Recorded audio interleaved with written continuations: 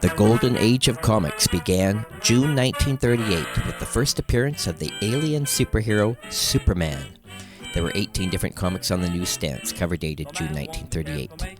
The first appearance of Superman is also considered the first superhero comic and therefore the beginning of the Golden Age of Comics, as seen in Action Comics #1, June 1938.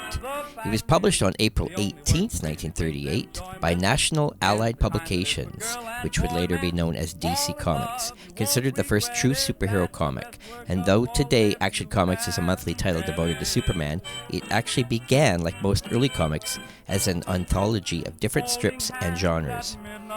Action Comics was started by publisher Jack Leibowitz. The first issue had a print run of 200,000 copies, which promptly sold out, although it took some time for National to realize that the Superman strip was responsible for sales of the series that would eventually reach 1 million a month.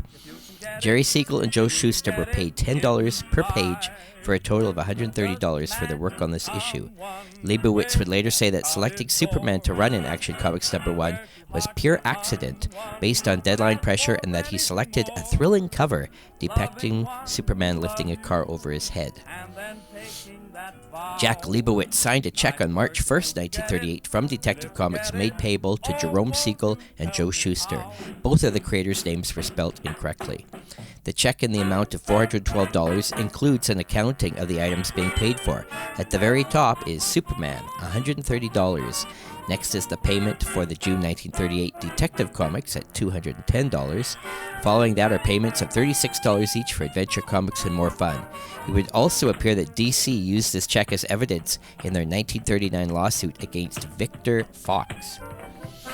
Superman was instantly popular, possibly due to the shocking, unbelievable cover of the first issue. Superman would appear in each issue but would not appear on the cover again until issue number 7. Sales were growing, though, due to popularity, and a readers' poll after a few months found 80% of readers chose Superman as their favorite strip in Action Comics. In the very first comic book price guide, in 1965, the 10-cent comic was listed with a value of $50, unheard of at that time when the comics collectibles market was just starting. The first Overstreet price guide in 1970 listed it as the most valuable comic ever at $300. In every annual Overstreet guide, the price would rise and rise and rise. Only once did it fall to second place in the late 80s, but otherwise is always ranked as the most valuable comic book of all time. On August 24th, 2014, a copy graded 9.0 by CGC was sold on eBay for $3.2 million. It is the only comic book so far to have sold for more than $3 million. Action Comics would go on to run for 904 issues up until the year 2011, when the series was restarted. There is a Billy Wright pedigree copy of this historic issue. The cover features Superman with art by Joe Shuster. There is a one-page introduction story of Superman written by Jerry Siegel as Jerome Siegel with art by Joe Shuster, and gives us the introduction of Superman and his origin.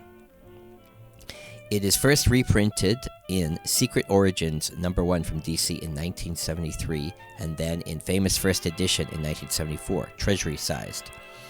The strip was originally prepared for newspaper publication, cut up and repaged.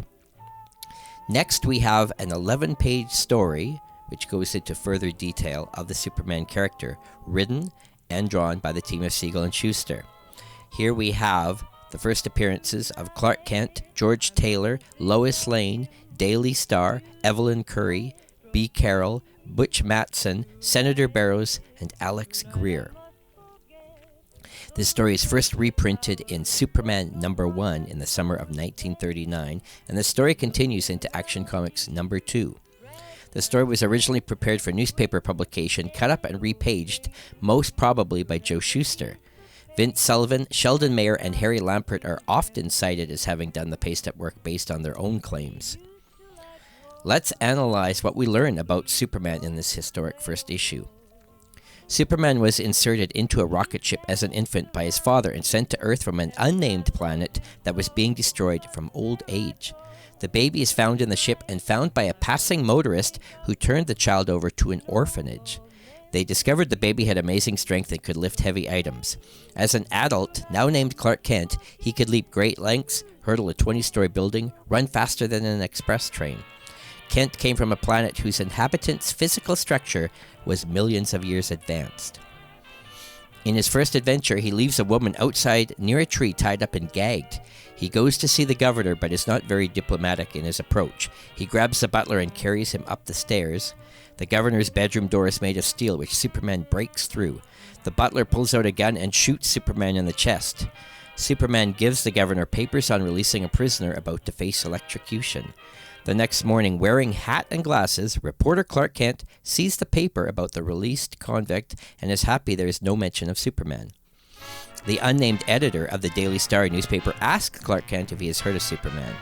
Reports are out about the character already. Clark Kent is sent to a residential address about a wife beating. When he gets there, the man is beating his wife. Superman aggressively lifts the man and violently throws him hard against the wall. The man stabs Superman in the chest, but the blade breaks, and the man faints. We meet Lois Lane for the first time, typing at her desk at the Daily Star. Clark Kent asks her for a date, and this time, she says yes. Later that evening, they are out dancing when the mobster Butch Matson tries to cut in, but Lois slaps him in the face. Kent doesn't want to fight, so Lois storms off. On the road, Butch forces Lois's taxi to stop, and they take her against her will. With Lois in the car, they drive off, but Superman is standing in the middle of the road. He leaps over the car before they hit him. Superman lifts the car, shakes it upside down until everyone falls out before he smashes the car. Superman hangs Butch Matson at the top of a telephone pole. Lois is startled as Superman lifts her and carries her back to the city. Clark Kent takes a train to Capital City to check up on Senator Barrows. Superman climbs the wall of his high-rise apartment. Superman confronts Alex Greer, the corrupt lobbyist, and grabs him by the foot as they leap through air. Superman plans to take him to the Capitol building, but the strip ends with him missing his step. And so begins the startling adventures of the most sensational strip character of all time, Superman. This historic issue also features Zaytera, Master Magician, a 12-page story written and drawn by creator Fred Gardenier. This adventure story features the first appearance of Zaytera and Tong. It is first reprinted in Famous First Edition, 1974, Treasury from DC Comics. And this is the first appearance of this character, who would go on to run in many following issues. Pep Morgan is found in a 4-page story written by Gardner Fox, art also by Fred Gardenier, featuring the characters Pep Morgan and Pop Burkett.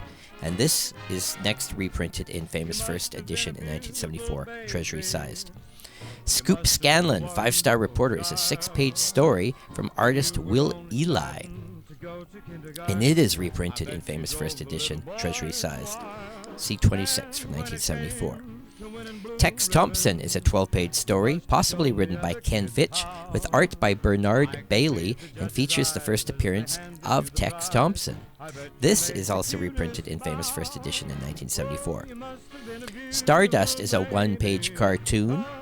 It's a non-fiction featuring movie stars such as Fred Astaire, Constance Bennett, Charles Boyer, and the comedy team of Wheeler and Woolsey are provided in this illustrated filler. It is also reprinted in Famous First Edition in 1974. Odds and Ends is a 1-page story drawn by Sheldon Moldoff. This is featured in the inside back cover and reprinted in Famous First Edition in 1974. It is an oversized comic, so many collectors have accidentally or sneakily sold the Treasury size as the original first printing.